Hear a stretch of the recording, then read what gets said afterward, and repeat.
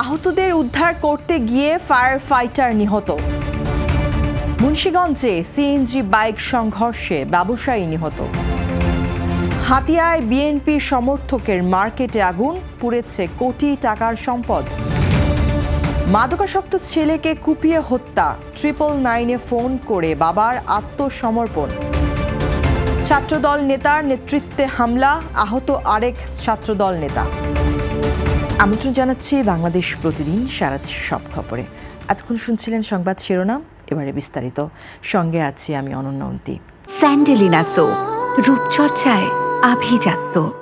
বগুড়ার শেরপুরে সড়ক দুর্ঘটনায় আহতদের উদ্ধার করতে গিয়ে আহসান হাবিব নামে এক ফায়ার ফাইটার নিহত হয়েছেন।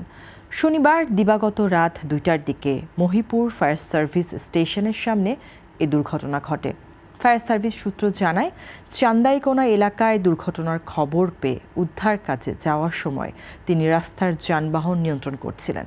এ সময় একটি ট্রাককে পেছন থেকে দ্রুত গতির বাস ধাক্কা দিলে ট্রাকটি তার উপর উঠে যায়। ঘটনাস্থলেই তার মৃত্যু হয়। শেরপুর হাইওয়ে পুলিশ জানায়, দুর্ঘটনা কবলিত বাস ও ট্রাক আটক করা হয়েছে এবং আইনি প্রক্রিয়া শেষে মরদেহ পরিবারের কাছে হস্তান্তর করা হয়েছে।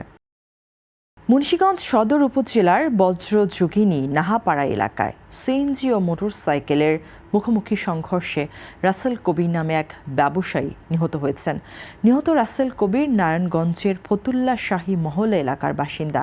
তিনি চা পানির দোকান পরিচালনার পাশাপাশি মুন্সিগঞ্জ থেকে আলদির মাঠা সংগ্রহ করে বিক্রি করতেন। দুর্ঘটনায় আহত নাজমুল হাসানকে গুরুতর অবস্থায় উন্নত চিকিৎসার জন্য ঢাকা মেডিকেল কলেজ হাসপাতালে পাঠানো হয়েছে। মুন্সিগঞ্জ সদর থানার ওসি মমিনুল ইসলাম জানান, নিহতের মরদেহ সদর হাসপাতালে রাখা হয়েছে এবং পরবর্তী আইনগত ব্যবস্থা প্রক্রিয়াধীন। নোয়াখালীর হাতিয়ায় ধানের শীষের এক সমর্থকের মার্কেটে দুর্বৃত্তদের দেওয়া আগুনে 7টি দোকান, একটি মাইক্রোবাস ও 2টি সিএনজি পুড়ে গেছে। রোববার ভোরে উপজেলার মুলা মার্কেট এলাকায় এ ঘটনা ঘটে। ক্ষতিগ্রস্ত ব্যবসায়ী কালাম সর্দার চরেশ্বর ইউনিয়নের 3 নম্বর ওয়ার্ডের বিএনপি সমর্থক। স্থানীয়দের সহযোগিতায় ফায়ার সার্ভিস আগুন নিয়ন্ত্রণে আনলেও এর আগেই প্রায় কোটি টাকার মালামাল পুড়ে ছাই হয়ে যায়। ঘটনাস্থল পরিদর্শন করেন মাহবুবের রহমান শামীম, কেন্দ্রীয় সাংগঠনিক সম্পাদক, বাংলাদেশ জাতীয়তাবাদী দল। তিনি অভিযোগ করেন, ধানের শীষের পক্ষে নির্বাচন করার প্রতিপক্ষ এ হামলা চালিয়েছে এবং তদন্ত সাপেক্ষে ব্যবস্থা নেওয়ার দাবি জানান। অভিযোগ অস্বীকার করে এনসিপি নেতারা এটিকে ষড়যন্ত্র বলে দাবি করছেন। ঝালকাঠির কাঠালিয়ায় মাদকাসক্ত ছেলেকে কুপিয়ে হত্যার পর জাতীয় জরুরি সেবা 999-এ ফোন করে আত্মসমর্পণ করেছেন এক বাবা। রোববার রাত 3টার দিকে উপজেলার আমুয়া ইউনিয়নের ছোনাউটা গ্রামে এ ঘটনা ঘটে। নিহত মেহেদি হাসান শুভ দীর্ঘদিন ধরে মাদকাসক্ত ছিলেন বলে জানিয়েছে পুলিশ।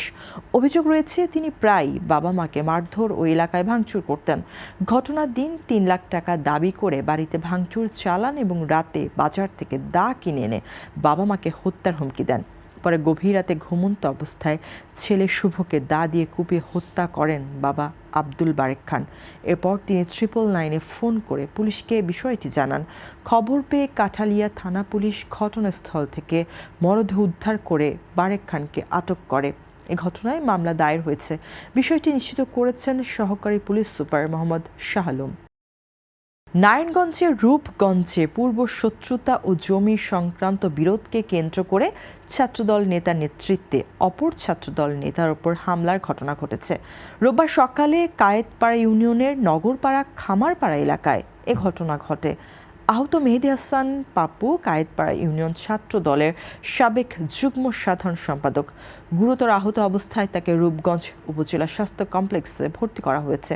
অভিযোগ অনুযায়ী কায়েতপাড়া ইউনিয়ন ছাত্র দলের সাবেক সভাপতি সোহেল মিয়ার নেতৃত্বে কয়েকজন ধারালো অস্ত্র নিয়ে পাপ্পুর উপর হামলা চালায়। হামলাকারীরা তাকে কুপিয়ে ও পিটিয়ে জখম করে। পরে স্থানীয়রা এগিয়ে এলে হামলাকারীরা পালিয়ে যায়।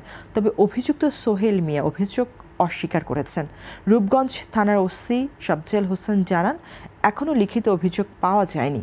অভিযোগ পেলে তদন্ত করে ব্যবস্থা নেওয়া হবে।